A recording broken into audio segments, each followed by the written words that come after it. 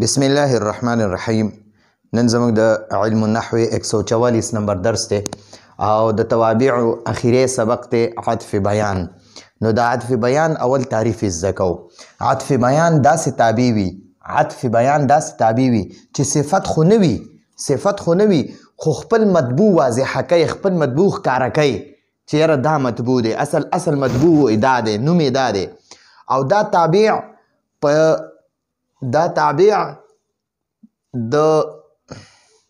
تابع د یو کس په دوو نومونو کې یو مشهور نوم وي، یو کس د هغه دوه نومونه وي. لکه مثلا زما خپل نوم شعیب دی، په دې شعیب مشهور یم، او زما د زوی نوم محمد دی، او زما خپل نوم شعیب دی او زه ځان ته ابو محمد ویم. نو زما دوه نومونه شو، یو شعیب یو ابو محمد. نو دا دوه نومونه دي. نو په دې دوو نومونو کې اوس تا ته وایي په دې دوو نومونو کې چې کوم مشهور نوم وي که نه هغه ته عطف بیان وایي. چې په دې دوو نومونو کې کوم مشهور نوم وي، زما اوس نوم شعیب دی، په شعیب مشهور یم، او د زوی نوم مې محمد دی، نو زه ځان ته ابو محمد ویم، یعنی د محمد پلار، زه د محمد پلار یم، زه ځان ته ابو محمد ویم. نو دا زما دویم نوم شو، خو په دې دویم نوم مشهور نه یم، زما مشهور نوم شعیب دی. ټیک شوه؟ نو په دې دوو کې چې کوم مشهور نوم وي که نه نو هغه ته عطف بیان وایي. ټیک شوه؟ لکه جاء زیدن ابو عمرن. اوس دا زیدن پکې مطبوع دی، دا ابو عمرن تابع دی. نو دا زید چې دی که نه په دې زید نوم نه دی مشهور، په دې ابو عمر نوم باندې مشهور دی.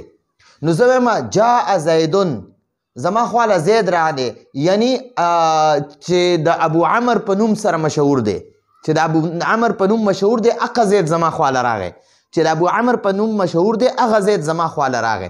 یعنی زید راغی چې د ابو عمر په نوم مشهور دی، زید راغی چې د ابو عمر په نوم باندې مشهور دی. نو په دې مثال کې ابو عمر، دا ابو عمر چې دی دا عطف بیان دی، دا داسې تابع دی چې دته عطف بیان وایي. ټیک شوه؟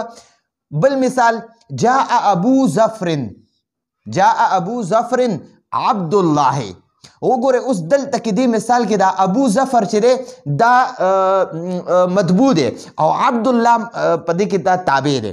نو دا ابو عمر چې دی دا ابو ظفر دا مطبوع دی او دا عبد الله تابع دی. نو دا دې تابع ته عطف بیان وایي، دې تابع ته څه وایي؟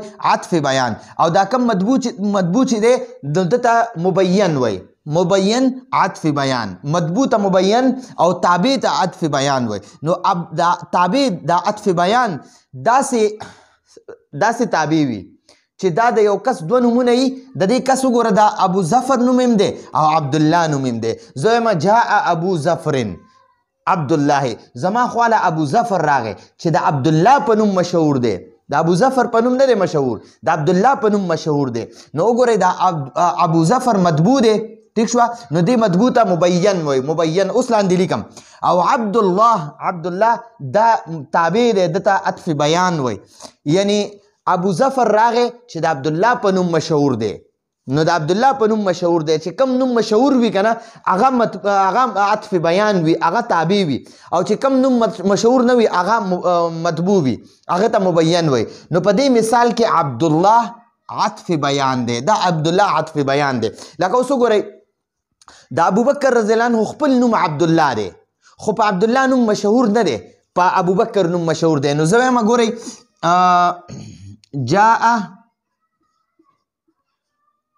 جاء عبد الله ابو بکر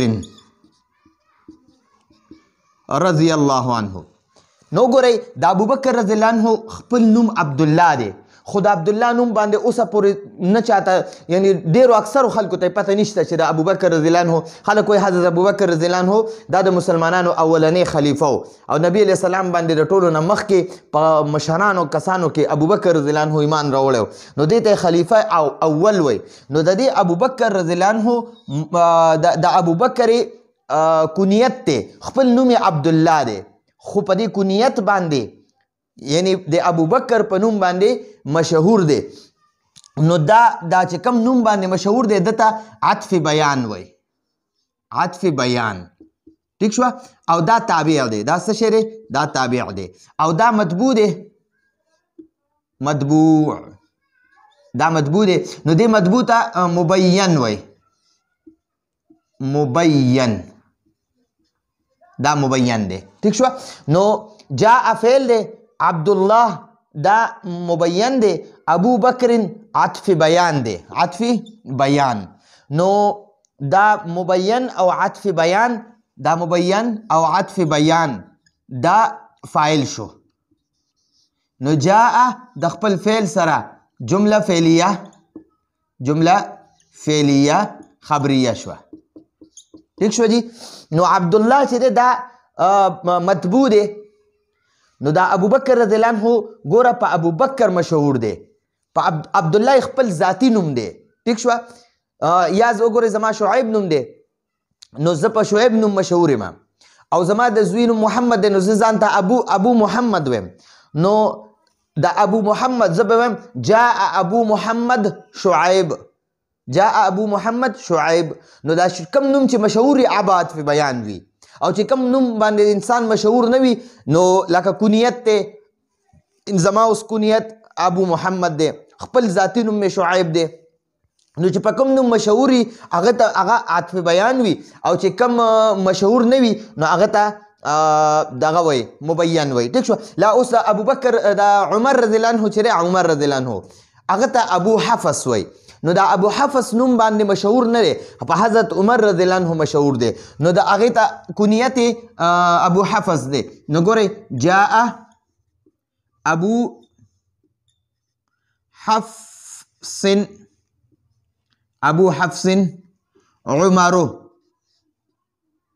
عمرو وګورئ ابو حفص چې د عمر په نوم باندې مشهور دی راغی ابو حفص راغی چې د عمر په نوم مشهور دی رضی الله عنه ٹھیک شو نو د عمر رضی الله عنه دا کنیت چې دی هغه ابو حفص نو دا ابو حفص مطبوع دی مطبوع او دی مطبوع ته مبین وای مبین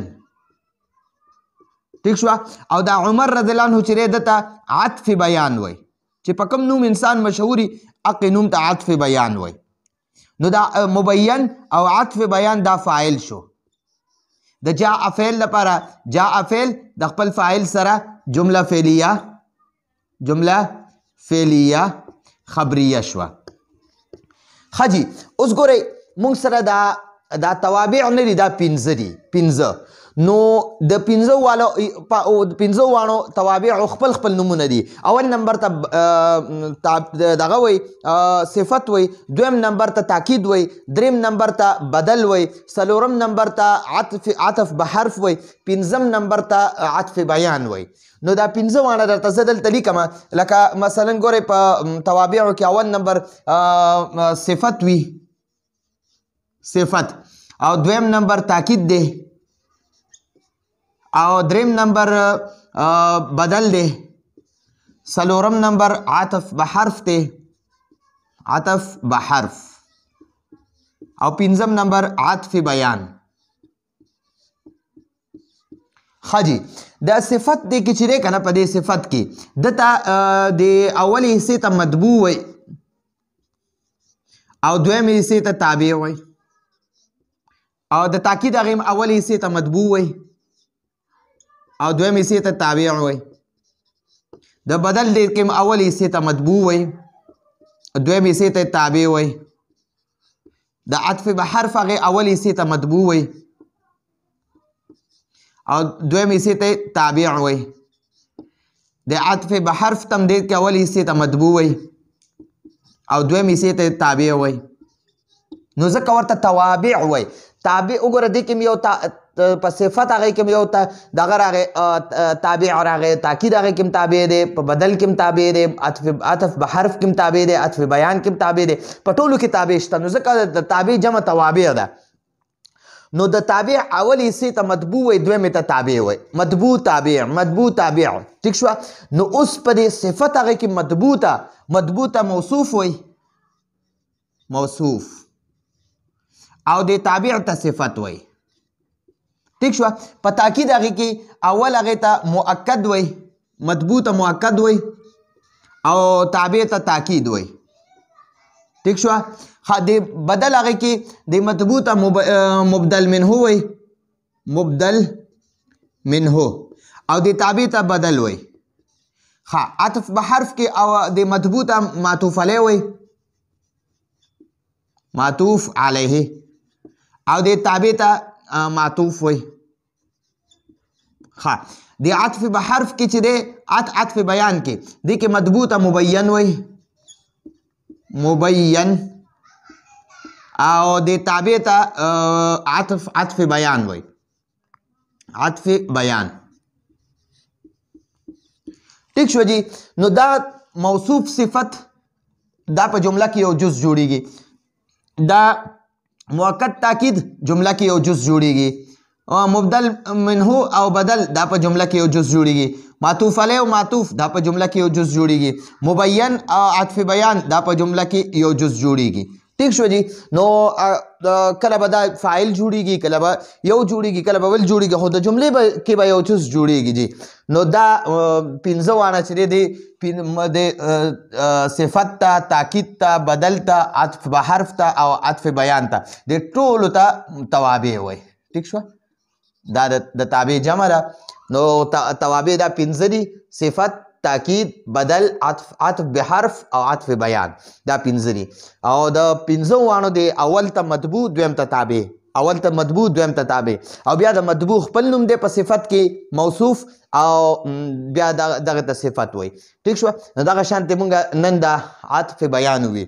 نو راتلونکي درس کې به انشاءالله مونږ د موصوف صفت د موصوف صفت هغه ترکیبونه هم کړي، د تاکید د مؤکد او تاکید هغه هم کړي دي. د اوس نن درس کې به د مبدل منه او بدل ترکیبونه کوو د راتلونکي درس کې، او د معطوف علیه دغه به کوو، ترکیب به کوو، او د مبین او د عطف بیان ترکیب به کوو. راتلونکي درس پر اجازت غواړو. هذا هو المرام والله اعلم بحقیقة الكلام.